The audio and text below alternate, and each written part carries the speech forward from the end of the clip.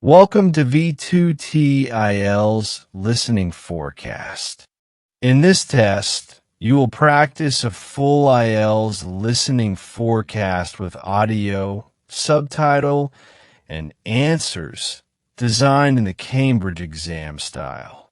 The test includes Part 1 to Part 4, just like the real IELTS exam. Get ready, focus carefully, and good luck with your practice.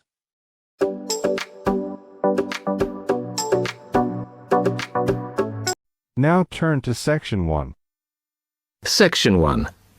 You will hear a new student, Tom, talking to a student representative called Rachel about university clubs. You now have 30 seconds to read questions 1 to 4.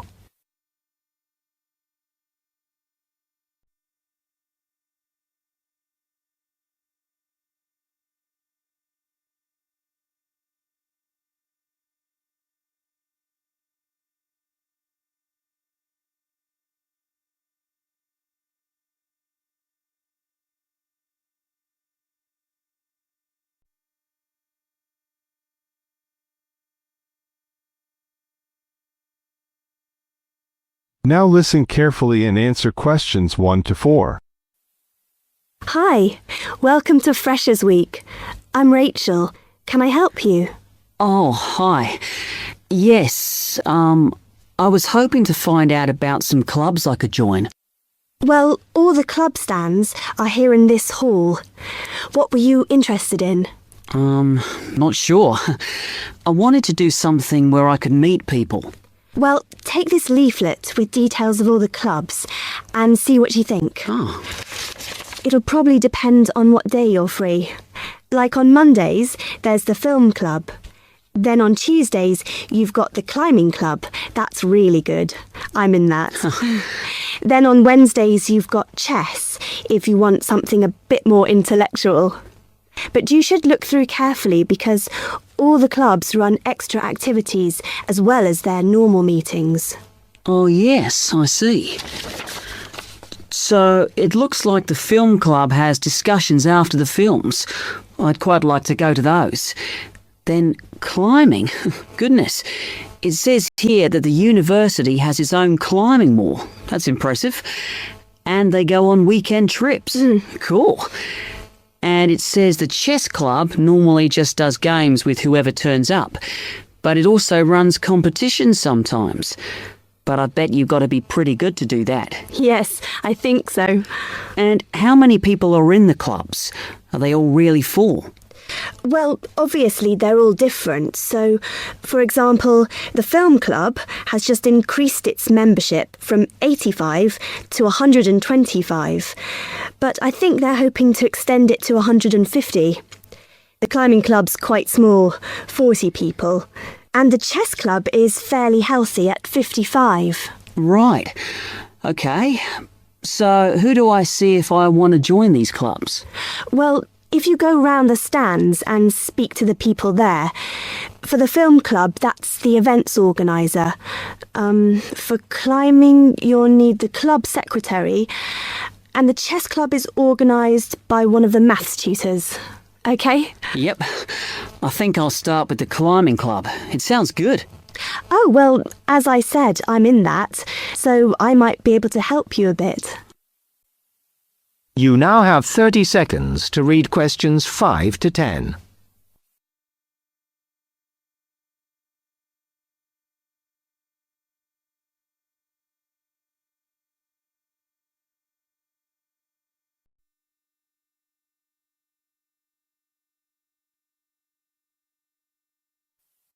Now listen carefully and answer questions 5 to 10. OK. It says in the leaflet that they get together twice a month. Is that right? Yes. Oh, you must join. It's really good fun. We go away quite a bit to North Wales, and every year we have a special excursion, usually to France, which is where we're going this year in the spring. The weather's too unpredictable in the autumn. Wow, that sounds good. But it must cost a lot. Yeah, but we try and save up for it through subscriptions.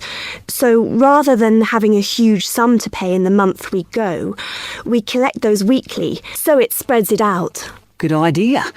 I think I'll definitely join. There are quite good benefits you get from joining.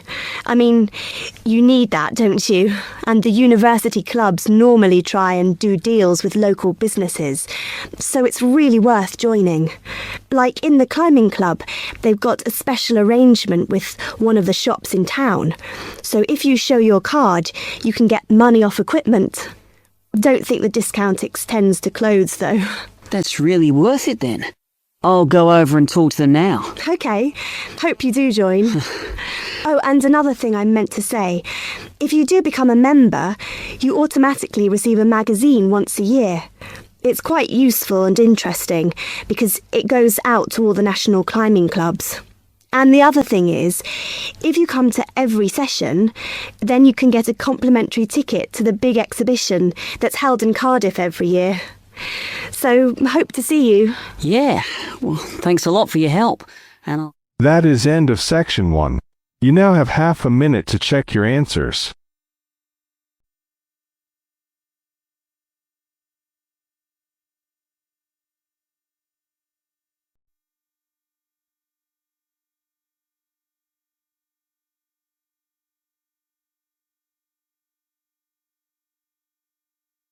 Now turns to Part 2. Part 2.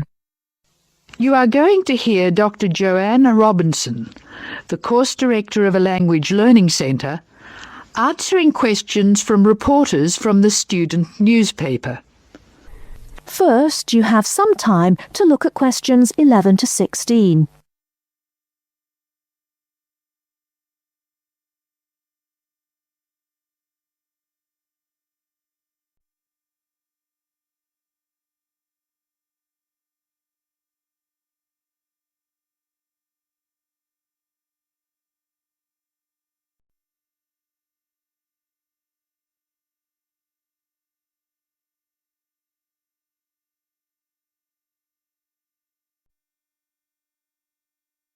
Now, listen carefully and answer questions 11 to 16.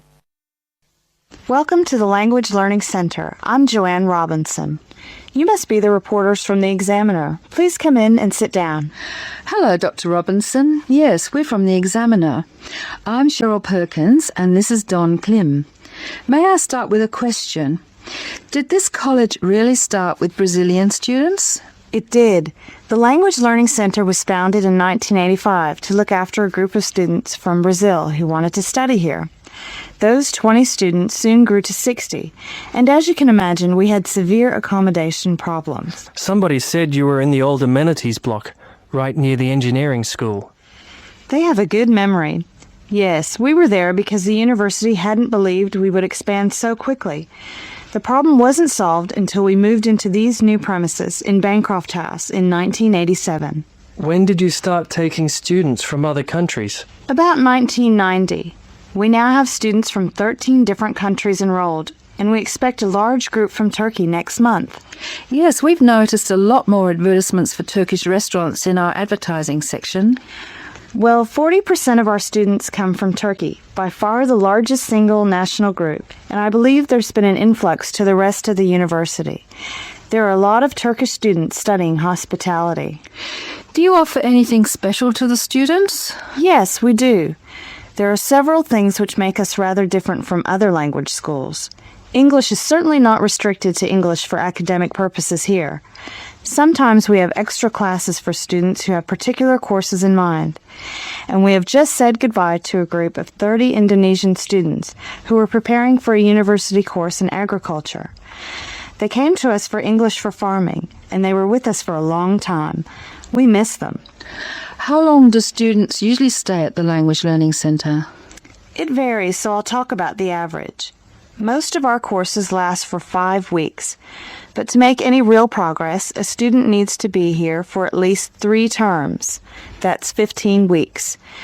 The students do better if they have a little time to settle in at the beginning of the course, and we offer an orientation course that lasts a week. Most students take it, It helps them to settle down, and it gives us plenty of time to test them and place them at the right level. How many people are in each class? We sometimes go up to 18, but our average class size is 14 students, and some classes have as few as 7 participants. It depends on the needs of the group. You were saying that you miss your students when they go. How do you attract students? I mean, how do they hear about the Language Learning Centre in the first place? We're included in the university advertising and marketing, and we have our own website. The thing which works best for us, though, is word of mouth. Students who leave us often send us their friends. In fact, a student who arrived today was carrying a photograph for me of a former student and his baby. It sounds like a nice place to be. It is. A lot of our students make lasting friendships while they're here. Before you hear the rest of the talk, you have some time to look at questions 17 to 20.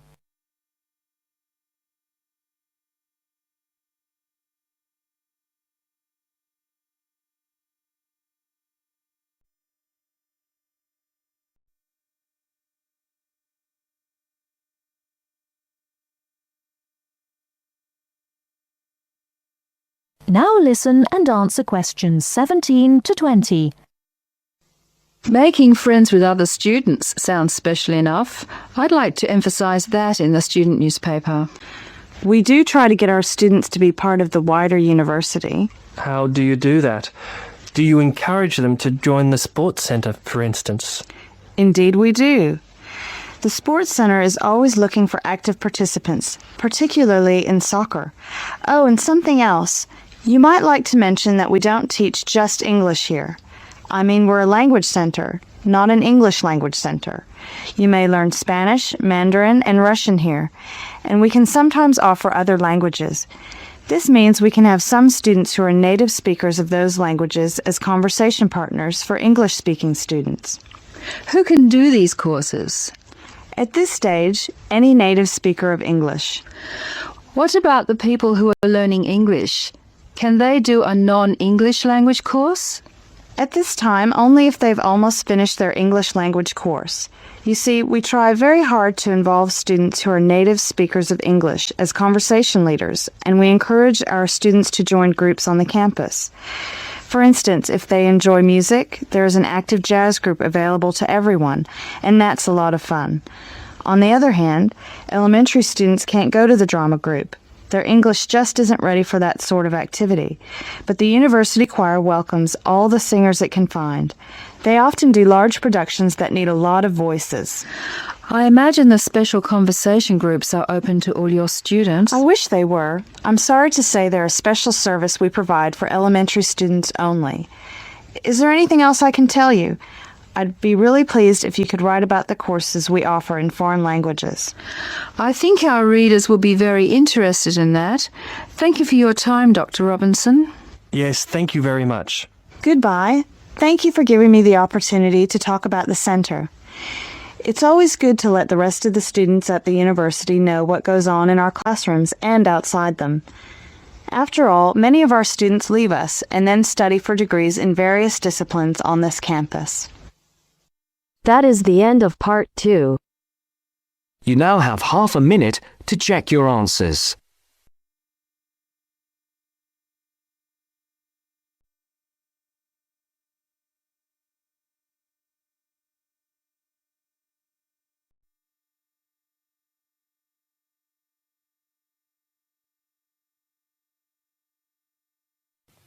Now turn to Section 3.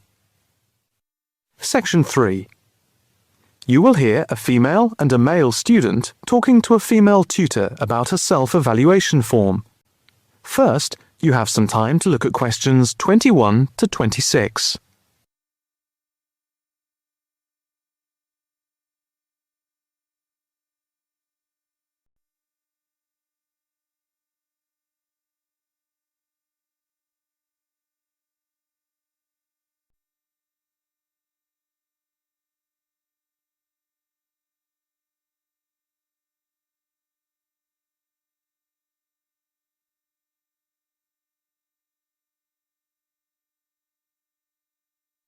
Now listen carefully and answer questions 21 to 26. Now, Mark and Anna, I have to say that I thoroughly enjoyed your joint presentation on the application of robotics in a non-industrial setting to the group on the 2nd of December, and it is clear that you have both devoted quite a lot of time and effort to it. Have you had a chance to fill in the self-evaluation form for the session? Yeah, we have. So, Mark, what do you think overall?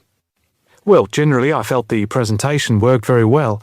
In fact, we seemed to hold the attention of the others throughout. And the pace of delivery was fairly even, as were the range of activities we organised. I agree with Mark, but I'm not sure we were comprehensive or academic enough. No comment, really, except that I don't think there was any question of it not being thorough. I think we were a bit too chatty and too jokey at times, rather than formal. OK, what do you think were the best areas? And which do you think can be improved on? Well, everything could have been improved on.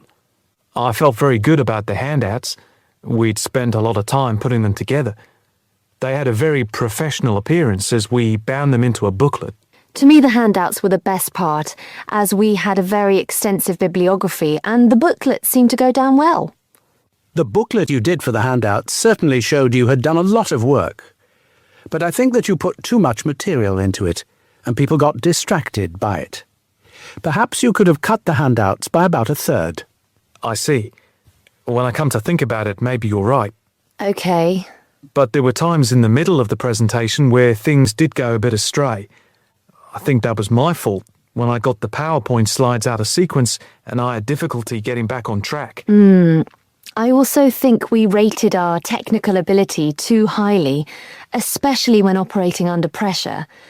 I had never done a presentation with technical equipment before, so it was a steep learning curve for me in particular. Yes, I think you could have done with a bit more practice with the equipment beforehand. Before you hear the rest of the conversation, you have some time to look at questions 27 to 30.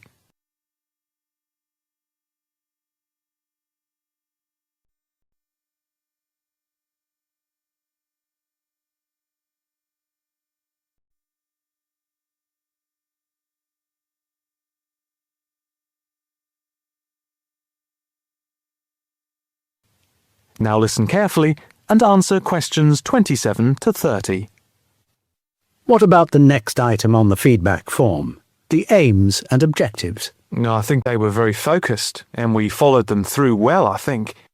We wanted to show how Europe was lagging behind other areas of the world. Yeah, I think they were clearly set out. Yes, agreed. No comment there. The diagrams and charts were appropriate. Yes, I have put that too. They did work well in helping to illustrate and break up the presentation by cutting down on the number of words and text on the screen. What about delivery? Well, I think our performance was average. It was difficult to coordinate speaking and presenting the material at the same time. I was quite self-conscious of what I was doing. It was down to a lack of experience. Unfortunately, both of you had the habit of standing in front of the projector, so you kept blocking the image on the screen. To me, this is the area that requires the most improvement. The section on the predictions of the commercial application in the future, I think, appeared a bit haphazard. To me, it was a weak point of the presentation. And I think that some of the slides could have had fewer words. And we could have done some fancy graphics with the words. If you had to give yourselves a mark overall, how much would you give out of 10? 6, maybe? I'd be happy with that. Though bits were probably nearer a 7.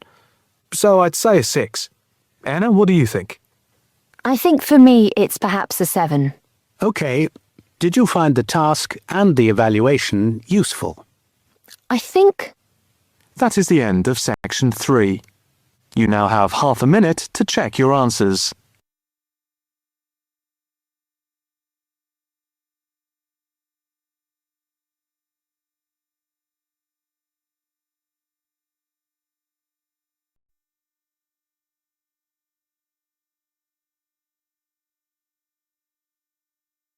Now turns to part 4. Part 4. You will hear a talk on the work of a printing department at a university. First, you have some time to look at questions 31 to 40.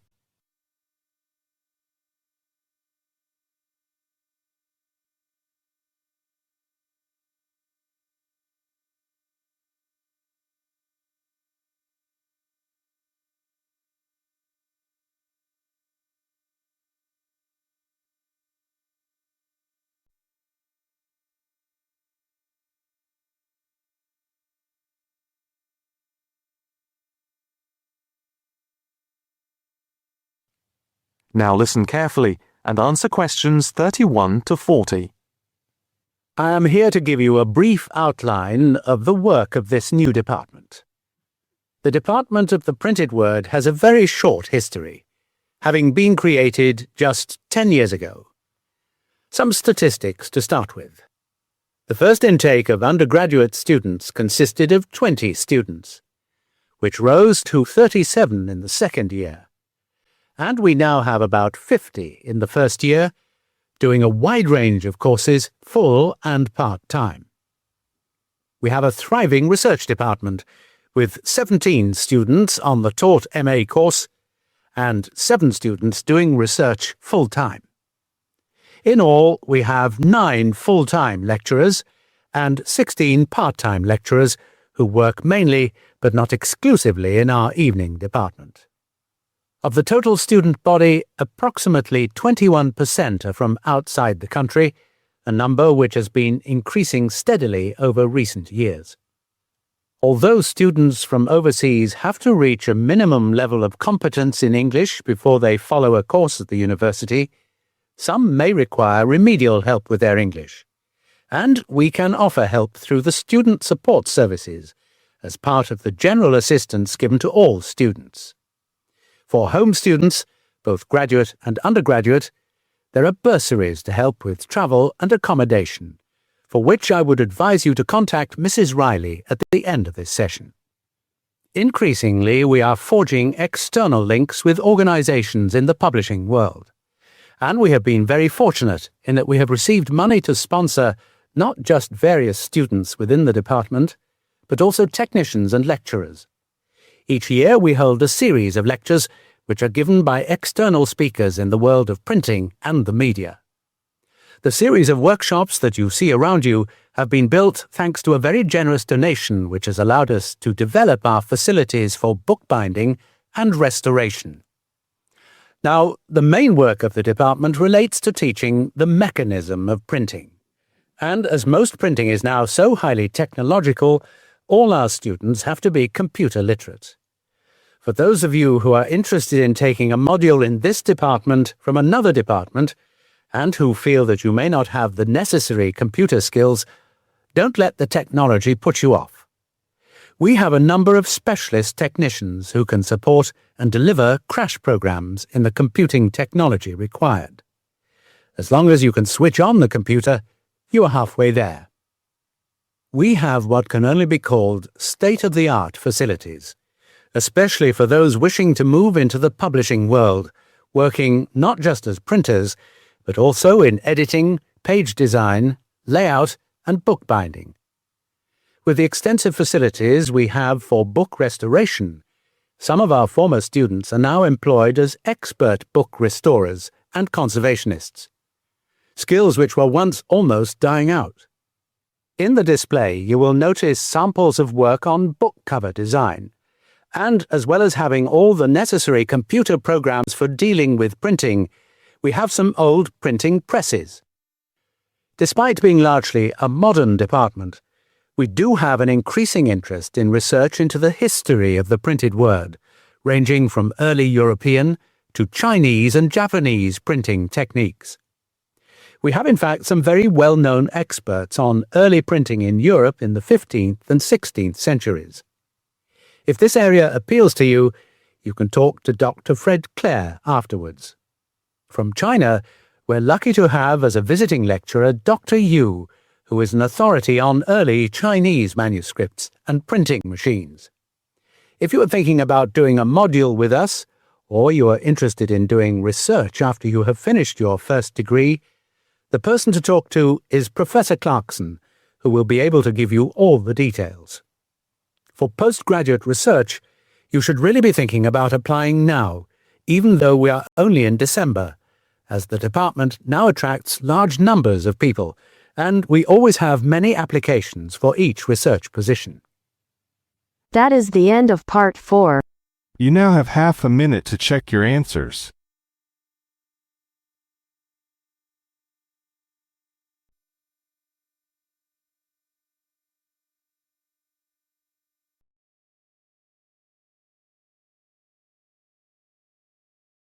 That is the end of the listening section. You now have 2 minutes to review your answers before the test automatically moves on to the next section. Please take this time to check your answers carefully.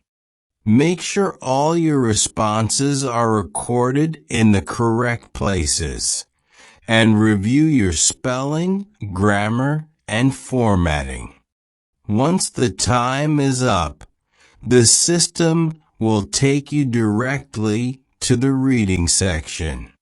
Please remain seated and stay focused. The next section will begin shortly.